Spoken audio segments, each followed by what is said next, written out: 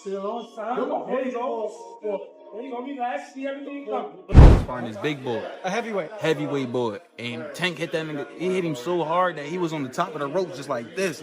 It allowed Jake Paul's brother to be in there and be able to last with a smaller man, a smaller, older, greater fighter who's mostly was concentrating on defense more than just offense. Gervonta Davis has taken his training to the next level as he spars with heavyweights to prepare for his fight with Jake Paul. He's not holding back at all, going punch for punch with fighters much bigger than him. One of the sparring sessions got so intense that a heavyweight was reportedly shaken after Davis landed a powerful shot. No, you're right. But tell people what happened. Man, I was about to spar. Before I was about to spar Tank, he was sparring this big boy, A heavyweight. heavyweight boy, and Tank hit that nigga. He hit him so hard that he was on the top of the rope just like this. I'm like, Gervonta Davis is grabbing attention again as he trains hard by sparring with heavyweight boxers. Known for his powerful punches in lighter divisions, Tank is showing that size doesn't limit his strength. In recent footage, he's seen throwing fast and accurate combinations that even make bigger fighters nervous. His control, timing, and sharp counters show how focused he is on his training.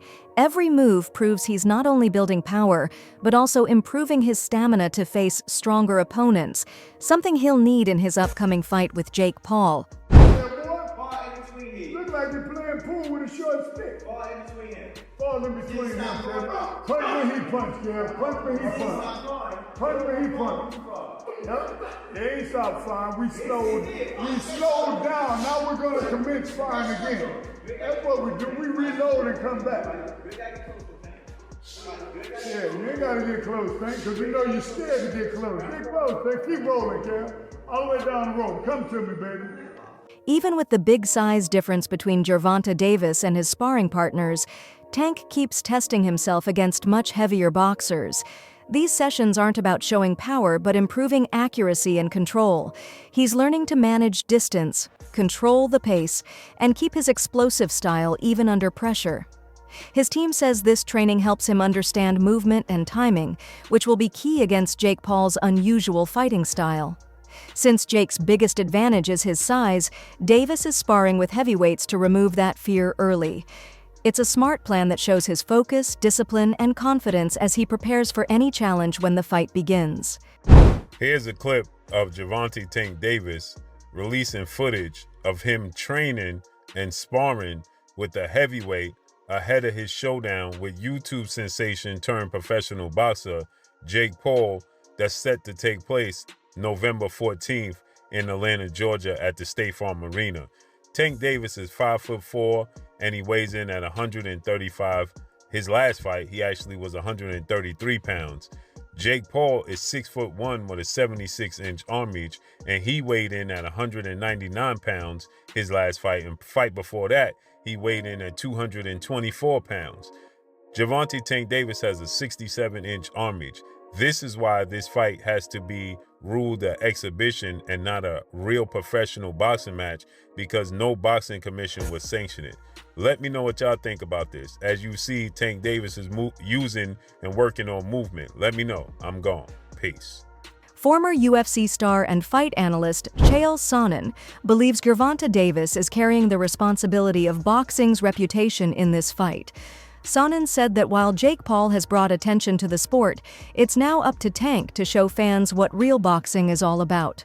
For him, this fight isn't just another match, it's a statement. Davis wants to prove that skill, timing, and years of experience still matter more than social media fame. Sonnen added that Tank's goal is to end the circus around Jake's career by letting his punches speak for him. A knockout wouldn't just be a win, it would be a message reminding everyone what true boxing looks like. Which is to let anybody know that's listening that it doesn't make any difference, that boxing is a real sport. My skills versus your skills, of which I have an abundance of and of which you have none of. My life's commitment and dedication versus a second or third or fourth thought in the world of priority on your list. And I used to believe those things. Now, I go back far enough in MMA that I've had my eyes open a number of times.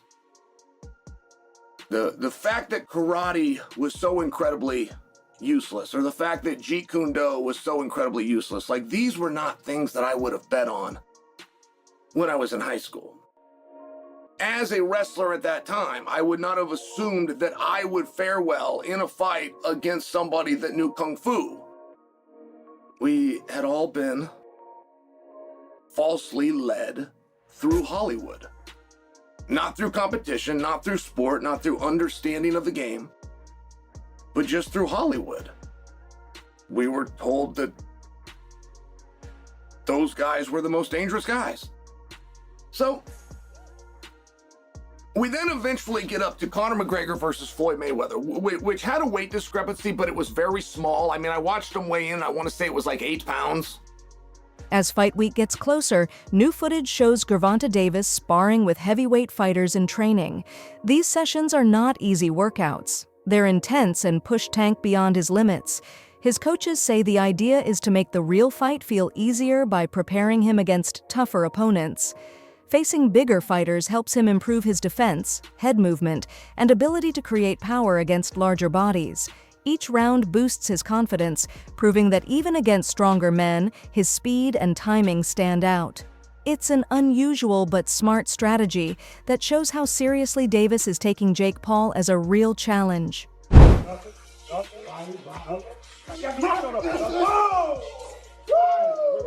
Lucas, film! Lucas, film! Take it up, get that stick in the short stick. Go! Still on time. There you go. There you go, relax, see everything go. Everything's tough.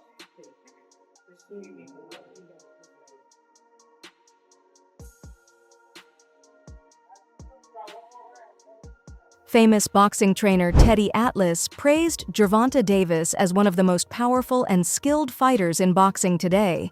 He said that while some people think Jake Paul's size could be an advantage, it won't matter once the fight starts.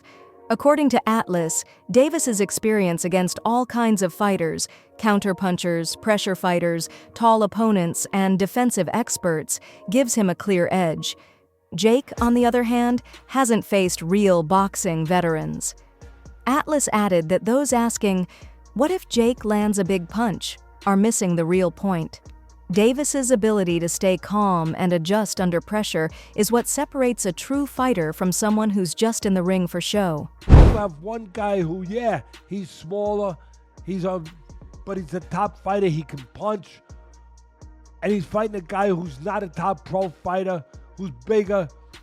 What if he hits him on the chin? What if he hits him on the chin? It'll wind up selling. And that's what'll wind up selling it. The what if. What if Tank makes him do a cha-cha? He hits him on the chin, and Jake Paul, we're going to find out if he can dance. Whoa, whoa, whoa, whoa. Do the cha-cha. That's what's going to sell it. And you can't argue that what if. You can't. I know I get to places that other people won't go and everything else, that just dismiss stuff because it's easier to do that, it's safer to do that. You don't have to bows and arrows coming at you from people that argue with you because you did that, but I don't care. I've had bows and arrows my whole life. I don't care. But that's true. That what if? What if this guy who is a real good puncher, who is one of the best fighters in the world right now, what if he hits him? What if he makes a miss and he counters him? Or he jumps up in the air. Bang! And he hits him. Sid Terrace was a great fighter. No, not the 1700s, but years ago. And Cus D'Amato told me he loved Sid Terrace. He said, Teddy, he used to jump up in the air and hit you with 3 jabs. I said, whoa, man, Sid Terrace. All right. Anyway, look, I can't finish without saying that it did invoke some memories and thoughts that we've been here before in a different way, where Jake Paul's brother fought Mayweather. That's not forget. And I'm not saying I like that either. I mean, first of all, Mayweather was past his prime. He was already retired. He was older, everything, but he's still the great Mayweather. And Mayweather was fighting a guy, what was it, 50-pound difference, 60-pound difference, whatever it was. And that size made a difference. It allowed Jake Paul's brother to be in there and be able to last with a smaller man, a smaller, older, greater fighter who's mostly was concentrating on defense more than just offense. Sports analyst Max Kellerman shared a more personal view of Gervonta Davis's decision to fight Jake Paul, saying Tank took this fight partly to secure his future and spend more time with his family. After years of non-stop training and title fights, Davis wanted a matchup that brings both excitement and a big payday. Kellerman said Davis has been thinking about slowing down his career to focus on family and mental peace. For him, this fight isn't just about money, it's a turning point. It gives Davis a chance to enjoy the success he's earned while showing the world he's still one of the most dangerous fighters when it's time to step in the ring. A guy like Gervonta, who I personally think has been checked out for way longer than this last fight. I think he was checked out prior to the Roach fight. I thought this was all going to be in the works, where he was supposed to beat the 16-1 Roach and then go on to fight Jake Paul and then call it a career, because I think the people around him understood there wasn't much left in the tank for him in terms of his want or his desire to be here. He did an interview with Dan Canobio about 18 months ago where he was like, yeah, man, I just kind of want to raise my family. I don't know how much left of boxing for me. I don't want to see a therapist. I want to, I need to, but like, I don't want to take away from my fighting. But I think it's time for me to do stuff like that. So I think the writing's been on the wall for Tank for a while. So that draw was kind of just like, I was on the way out anyway. I don't need to go back in there. And I said it at the end of that fight. I'm like, there's no way we see that rematch. He was so uncomfortable in that ring with Roach. He doesn't want to feel that again. He showed that night. So I'm not surprised that fight's not happening. I'm not even surprised he's fighting Jake Paul now. It's a cash out. During the press tour, analysts Chris Mannix and Sergio Mora pointed out the clear difference in how Jake Paul and Gervonta Davis handled the spotlight. Jake was loud and energetic, promoting the fight and using his charm to grab attention. Davis, however, stayed calm, quiet, and didn't waste time on trash talk. Mannix said that while Jake knows how to sell a fight, Davis knows how to win one. Mora added that Tank's silence shows his focus, not weakness. Both analysts agreed that when the talking ends and the fight begins, Davis's skill and power will speak louder than anything said before. And even though Jake Paul tried to egg him on and try to goad Gervonta Davis on, he's dealing with somebody that is not a quick-witted, thinker. He's not a quick-witted speaker. Tank Davis is explosive in the ring. He's fast and powerful in the ring. He's charismatic inside the ring when he's punching. But when you put a microphone in front of him, he's not articulate. He doesn't know how to quickly respond to people. He stutters a lot. He does more stuttering than talking. So Gervonta Davis in front of a microphone is not going to sell. So Tank Davis shouldn't be put in a podium like that. He should have speakers for him. He should have someone talking for him. He should have a mouthpiece. Tank Davis is not going to sell this fight. And Jake Paul knows it. That's the reason he kept throwing jabs at him. He tried to get Tank out of his shell. Tank's not quick verbally enough. He's not quick-witted. He's not quick with the tongue. So in order for him to sell this fight, he's going to have an adversary that can spit something back. Like, for instance, Chavez Jr., he didn't have that quick-witted a response, but he had the backing, he had the loyal following. And Chavez Jr., like many Mexicans, don't need to speak because they do all their fighting in the ring, and people know that. Tank Davis, I don't know, man. He didn't look good in his last fight. He's not fighting the killers in his division. People are getting off that Tank train, and we know that he's had his issues outside the ring. The love's not there anymore. Tank Davis is losing a lot of passion, a lot of followers, and people aren't buying this circus that Jake Paul's trying to sell. And I'm glad that people are getting off this train. The commission in Georgia got off this damn train. That's why they had to move this fight to Florida, where anything could happen. Former world champion Tim Bradley revealed that Gervonta Davis didn't have many options before agreeing to fight Jake Paul. He said Tank first wanted a rematch with Lamont Roach, but talks fell through. With limited big fights available and pressure from promoters, the Jake Paul matchup became the best choice. Bradley explained that while some see it as a risky move, it offers Davis huge exposure and financial rewards. He also pointed out that people often don't realize how much management, timing, and TV politics affect these decisions. Still, Bradley believes that no matter how this fight came together, Davis will make the most of it and prove once again that he's a world-class boxer. I do. I'm not making no excuses for Tank at all, but this is just my perspective, man. Tank had no other choice but to do this fight, man. He had no other choice. He was in training for that Lamont Rose fight, and, then the covers got pulled off, and then this fight came about. This is an inside thing, man. I swear, man, I'm telling y'all, this is an inside thing. This is something that Al, PBC wanted Canelo to do, because this is how they eat. This is how they gonna eat. This is how they gonna recoup, As you know, PBC, they got no legs to stand on, man. Money going out, not enough money coming in.